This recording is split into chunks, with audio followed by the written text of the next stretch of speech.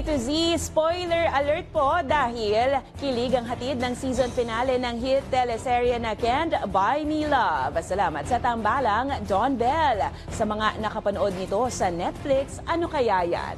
Habang bagong Superman, ipinakilala na ang kanyang paglipad, abangan yan. At syempre, Queen of Tears star Kim So-hyun, may surpresang hatid sa mga Pinoy fans. Alamin ang lahat ng chika sa balitang A to Z Showbiz ni Lane Garcia.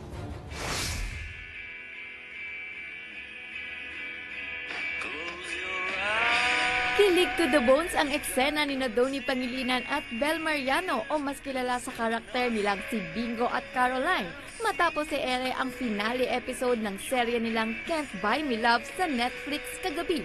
Trending ngayon sa social media ang kasal ni Bingo at Ling. Ito rin kasi ang kauna-unahang on-screen kissing ng love team na sa wakas ay no barrier na. Sa kanya namang signing of message sa Instagram, nag-iwan naman ng taos-pusong pasasalamat si Bel sa lahat ng tumangkilik ng kanilang teleserye at sa lahat ng bumubuo ng programa.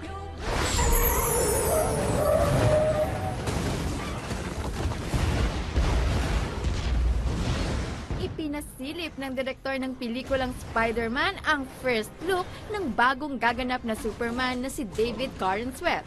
Siya ang papalit kay Henry Cavill.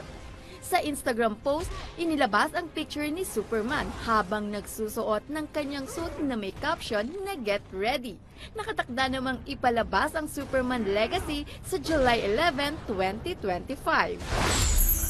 Samantala, save the date kay drama fans. 내가 잊고 싶지 않은 이름이야. 우린 또 만날 거야. 난 안 지치고 네 옆에 있을 거야. Dahil ang Queen of Tears star na si Kim So-hyun muling bibisita sa Pinas para sa kanyang first ever Asia tour na Eyes on You sa June 29 sa Araneta Coliseum. Kinumpirma yan ng Wilbros Live sa kanilang social media page. Sa May 18 naman ang simula ng ticket selling through Ticketnet's website and outlets.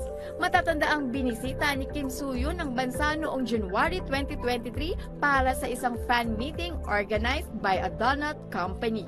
Para sa balitang A to Z Showbiz, Lane Garcia.